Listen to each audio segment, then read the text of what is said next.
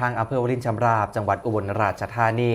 จัดงานวันคณะกรรมการหมู่บ้านประจำปี 2569 สร้างขวัญกำลังใจแก่กรรมการหมู่บ้านครับ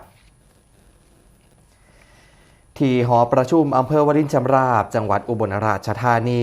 นายอุดมศักดิ์นวลศิรินายอำเภอวรินชำราบเป็นประธานเปิดงานวันคณะกรรมการหมู่บ้านซึ่งจัดขึ้นตามพระราชบัญญัติรัษฎปกครองท้องที่พุทธศักราช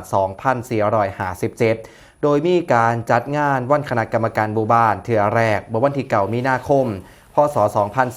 2486 และในปี พ.ศ. 2551 ได้มีการปรับปรุงโครงสร้างและอำนาจหน้าที่ของคณะกรรมการหมู่บ้านให้สอดคล้องกับบริบทสังคมที่เปลี่ยนแปลงไปโดยคณะกรรมการหมู่บ้านก็ถือว่าเป็นกลไกสำคัญในการบริหารราชการระดับพื้นที่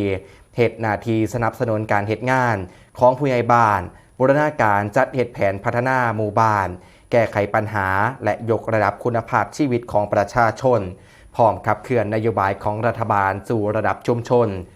ทั้งนี้ครับกระทรวงมหาดไทยกำหนดให้วันที่9 มีนาคมของทุกปีเป็นวันคณะกรรมการหมู่บ้านเพื่อสร้างขวัญกำลังใจแก่ผู้ปฏิบัติหน้าที่ภายในงานก็ยังมีการจัดนิทรรศการการแสดงผลงานของคณะกรรมการหมู่บ้านและจำหน่ายสินค้าการเกษตรและสินค้าแปรรูปของชุมชนสร้างบรรยากาศอันคึกคักครับ